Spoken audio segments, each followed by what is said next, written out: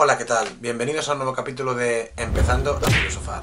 En los capítulos anteriores nos habíamos acercado al problema de la diferencia entre el ser humano y el resto de seres vivos. La racionalidad, un gran cerebro, y la cultura, las manos, parecen ser la diferencia, lo específico del ser humano, en cuanto a su estructura. En este capítulo de Empezando a Filosofar vamos a acercarnos al mismo problema pero desde otra perspectiva, la del comportamiento. ¿Por qué difiere tanto la conducta humana de la conducta del resto de seres vivos? ¿Por qué en el ser humano, mientras que la evolución biológica parece prácticamente detenida, la evolución cultural mantiene un vertiginoso progreso? Al principio, el encéfalo crece rápidamente. Dobla su tamaño entre los primeros australopitecos y los pitecántropos, pero solo aumenta el 30-40% entre estos últimos y el sapiens, y no varía ya entre el sapiens y el ser humano moderno. Así, aunque rápido al comienzo, el aumento de la capacidad craneana se reduce hasta convertirse en una asíntota. Pero a partir de los neandertales, mientras que el cerebro prácticamente ya no cambia, la cultura se desarrolla masivamente y su aceleración es tal que las últimas culturas paleolíticas dan a la curva un aspecto exponencial.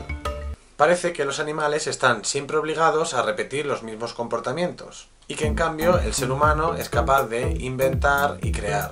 Esto se ha explicado del siguiente modo. Los animales están encerrados en su naturaleza instintiva. En cambio, el ser humano carecería de naturaleza. Sería únicamente historia, cultura, libertad. ¿Es esto verdad?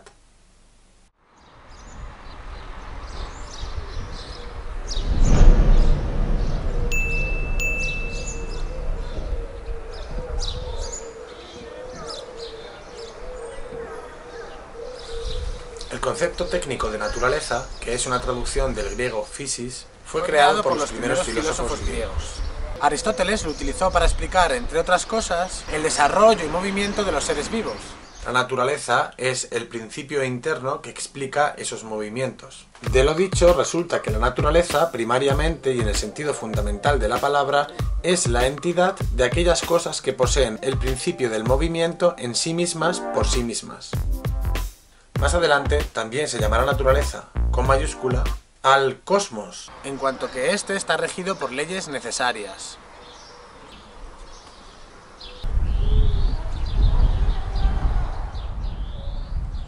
De hecho, la ciencia y la filosofía, a partir del siglo XVII, estuvieron en general de acuerdo en considerar la naturaleza como un encadenamiento necesario de causas y efectos. Todo acontecimiento es un efecto necesario de una causa. Todo, cuando sucede, es previsible. Todos los acontecimientos, incluso aquellos que por su insignificancia parecen no atenerse a las grandes leyes de la naturaleza, no son sino una secuencia tan necesaria como las revoluciones del Sol. Este carácter de necesidad y por tanto de no libertad de las leyes de la naturaleza afecta, por supuesto, a todos los seres naturales, los cuales actúan siempre también necesariamente según su propia naturaleza interna. Y aquí está el problema. Si el ser humano es un ser natural, no se ve cómo pueda ser libre. La única solución parecía ser separar al ser humano de la naturaleza. Desde Platón a Descartes fluye toda una corriente de pensamiento que separa el universo en dos regiones: la naturaleza necesaria y el espíritu libre. Pero ello no condujo a la filosofía clásica a negar que el ser humano poseyera una naturaleza o una esencia permanente. Este punto de vista esencialista y ahistórico fue sustituido en la primera mitad del siglo XX por dos corrientes filosóficas poderosas: el historicismo y el existencialismo. Se llegará a afirmar que el ser humano no tiene naturaleza.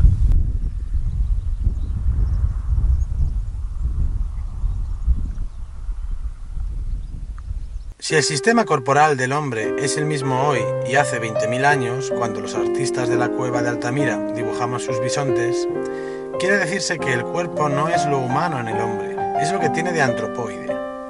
Su humanidad, en cambio, no posee un ser fijo y dado de una vez para siempre. Resulta que el hombre no tiene naturaleza, nada en él es invariable. En vez de naturaleza tiene historia, que es lo que no tiene ninguna otra criatura. La historia es el modo de ser propio a una realidad cuya sustancia es precisamente la variación, por lo tanto, lo contrario de toda sustancia. El hombre es insustancial. ¿Qué le vamos a hacer? En ello estriba su miseria y su esplendor. Hay por lo menos un ser en el que la existencia precede a la esencia, un ser que existe antes de poder ser definido por ningún concepto, y que este ser es el hombre, o como dice Heidegger, la realidad humana. ¿Qué significa aquí que la existencia precede a la esencia? Significa que el hombre empieza por existir, se encuentra, surge en el mundo y que después se define. El hombre, tal como lo concibe el existencialista, si no es definible es porque empieza por no ser nada, solo será después, y será tal como se haya hecho. Así pues, no hay naturaleza humana, porque no hay Dios para concebirla.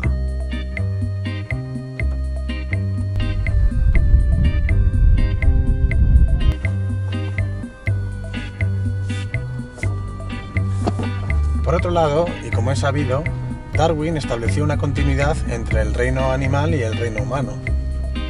Y afirmó que el ser humano y los animales tienen instintos comunes.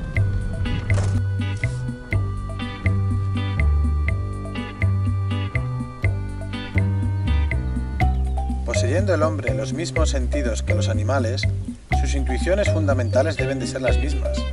Tienen uno y otros algunos instintos que les son comunes, tales como el de la propia conservación, el amor sexual, el amor de la madre a sus hijos recién nacidos y otros muchos.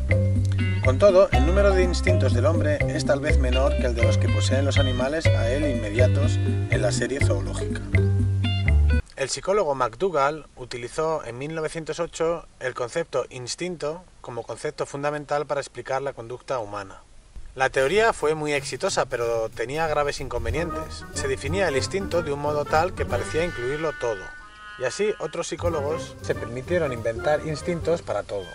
Un importante psicólogo, William McDougall, afirmaba que los instintos moldeaban casi todo lo que las personas hacían, sentían y pensaban. Los primeros psicólogos que aceptaron el punto de vista de McDougall se pusieron a trabajar en la identificación de instintos específicos que pudieran explicar las acciones humanas.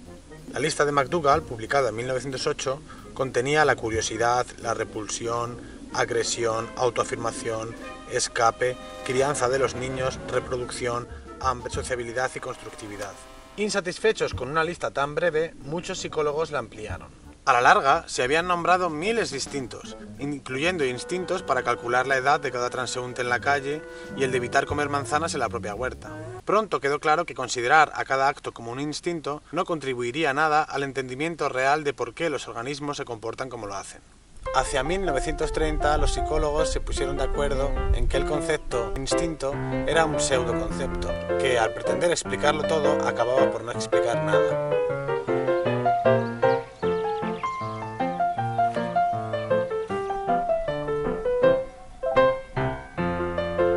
Le hacen caso, le obedecen.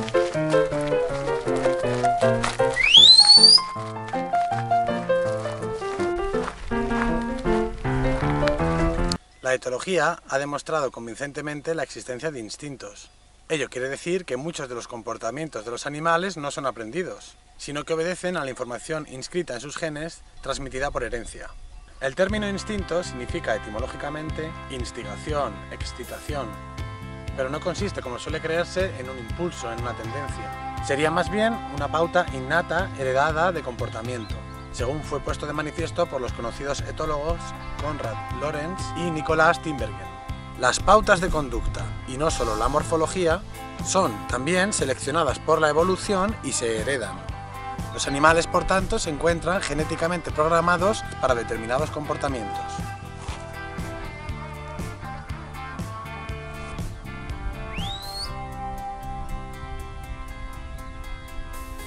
La programación permite al animal reconocer determinados estímulos signo ante los cuales se dispara un mecanismo desencadenador innato, el cual conduce a la conducta consumatoria correspondiente.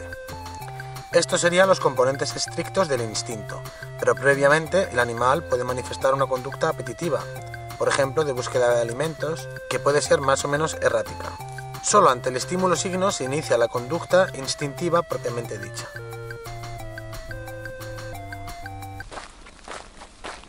Sin embargo, no toda la conducta animal es instintiva. También puede aprender por la experiencia o por imitación de otros individuos de su especie. Pero lo que un animal puede aprender depende de que posea o no disposiciones innatas de aprendizaje. Por eso no puede aprenderlo todo, ni con la misma facilidad, ni en cualquier etapa de la vida.